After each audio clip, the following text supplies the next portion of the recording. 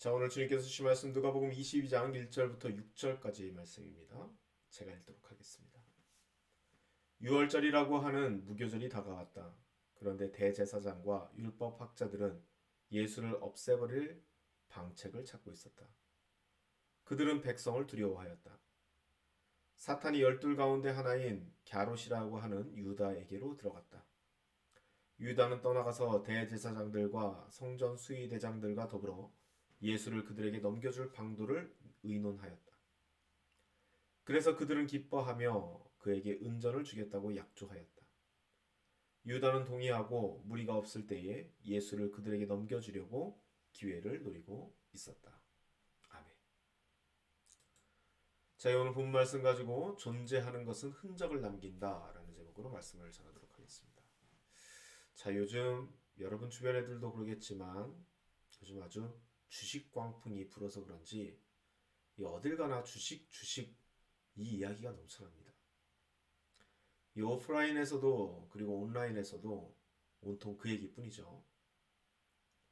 그런데 주식 이야기를 하면은 주식 이야기만 하게 되지 않죠. 주식을 하면 그 사람이 쓰는 용어도 바뀌게 됩니다. 제가 즐겨보는 유튜브 채널이 하나 있는데요. 이 주식과는 전혀 관계가 없는 채널이거든요. 그런데 왠지 그 채널의 영상을 보면요. 마치 주식 채널을 보는 것 같은 기분이 드는 겁니다. 여전히 주식 이야기는 하나도 안 나오는데 말이죠. 그런데 왜 그럴까 자세히 들여다보니까 이 친구가 쓰는 용어가, 그러니까 이 유튜버가 쓰는 용어가 주식 용어인 겁니다. 뭐 이런 거 있잖아요. 뭐 하방이 막혀 있다. 뭐 상승 곡선을 탄다. 뭐 던졌다. 뭐 이런 말이죠. 그런데 그 중에서 이분이 아주 자주 사용하는 말이 하나 있는데요. 그게 바로 이 추세라는 말입니다. 추세선이라는 말을 쓸 때 쓰는 그 추세 말이죠. 심지어 이분은 뭔가 분위기를 타면은 그럴 때도 추세를 탔다라고 말을 하는데요. 아마 요즘 밀고 있는 이분이 밀고 있는 유행어인 것 같습니다. 이 추세라는 말의 사전적인 정의도 이 어떠한 일이 일정한 방향으로 나아가고 있다. 이것이 바로 사전적인 의미인데요. 이런 것을 뜻하니까 뭐 틀린 말도 아닐 겁니다. 뭐 아무튼 주식 광풍이 불고 있는 이 시대에 사람들이 쓰고 있는 용어도 변하는 것을 봅니다. 이 하나의 문화가 되고 있는 것이죠. 이렇듯이 이 환경은요. 사람들이 쓰는 단어도 바꿀 수 있는 그런 힘이 있습니다. 이 교회 역시 이 자체의 문화를 가지고 있기 때문에요.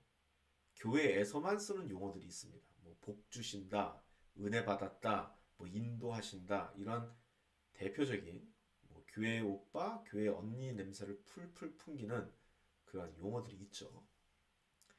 이 중에 아마 제가 가장 즐기는 용어가 바로 인도하신다는 말일 겁니다. 뭐 제가 제 아내와 데이트할 때도 내가 뭐 인도할게 이런 말을 써서 깜짝 놀라게 했다는 뭐 전설적인 이야기도 있죠. 이 어찌 보면 이 인도한다는 이 말이 그 유튜버가 지금 밀고 있는 추세라는 말과도 비슷한 의미가 될 수도 있을 겁니다. 이 추세라는 말도 어떤 세력이나 세력 있는 사람을 붙들어서 따른다라는 그러한 사전적인 의미가 있으니까요. 주님께서 우리를 인도하시면 우리는 그를 쫓는 것이니까요. 요즘 우리 교회에서 일어나고 있는 이 모든 일들 안에서 저는 하나의 커다란 추세를 볼 수 있습니다. 여러분들 주변에 그리고 우리들 주변에 생각지 않은 일들이 일어나고 그리고 기대하지 않았던 일들이 터지는 시기죠. 내가 예상하지 못했고 우리가 의도하지 않았던 일들이 생기는 것입니다. 근데 여러분 이런 상황을요. 교회 용어로 이야기한다면 바로 이것을 주님께서 우리의 삶을 인도하시고 있다라고 표현을 하는 겁니다. 그것이 좋은 일이건 나쁜 일이건 말이죠. 우리에게 말이죠. 사랑하는 여러분, 이 존재하는 모든 것은요. 흔적을 남기게 됩니다. 하나님은 눈에 보이지 않으시지만 존재하시기 때문에 그가 하는 모든 일들은 흔적을 남기시죠.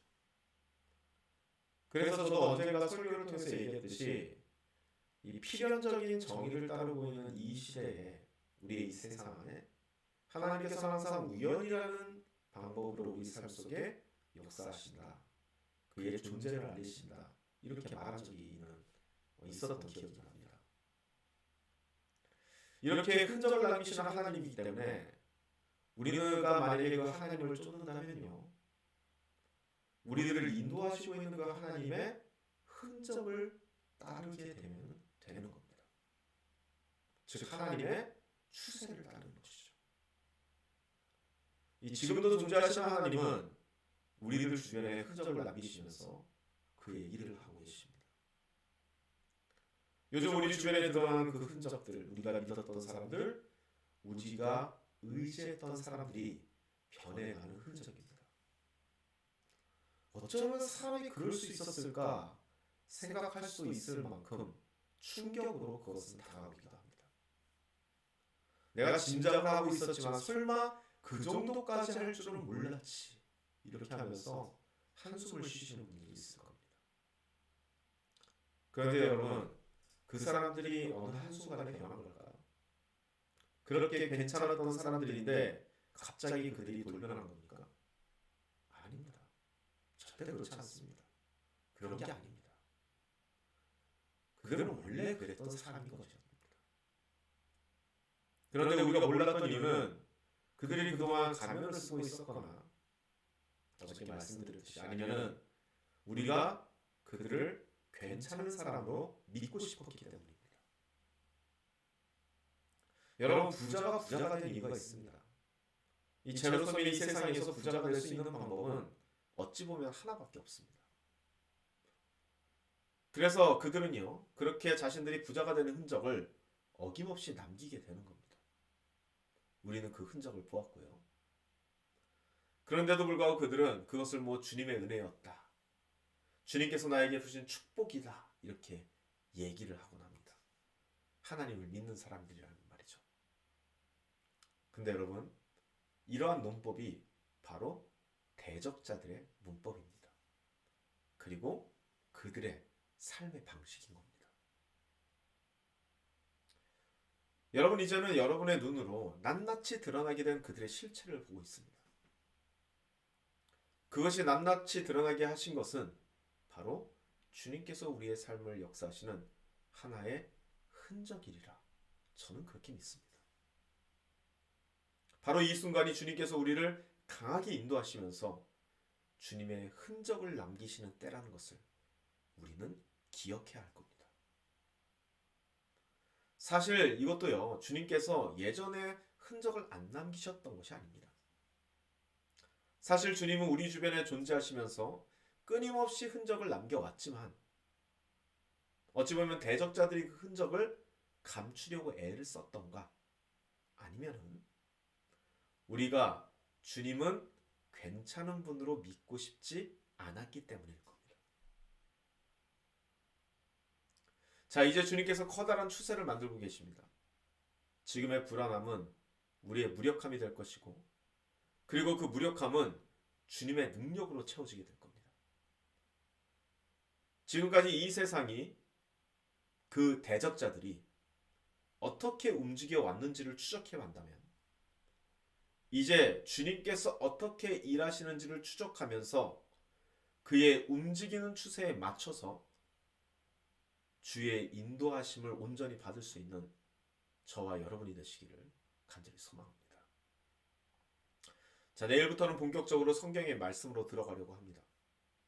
지금 우리가 처한 이 상황을 전혀 이상하지 않는 것으로 생각할 수 있는 그 지혜들을 진행되는 시간 속에서 얻기를 간절히 소망합니다.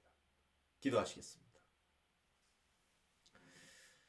아버지 하나님, 주님께서는 눈에 보이지 않으시지만 분명히 존재하시기 때문에 우리의 삶 속에, 그리고 이 세상 안에 커다란 흔적을 남겨놓으십니다.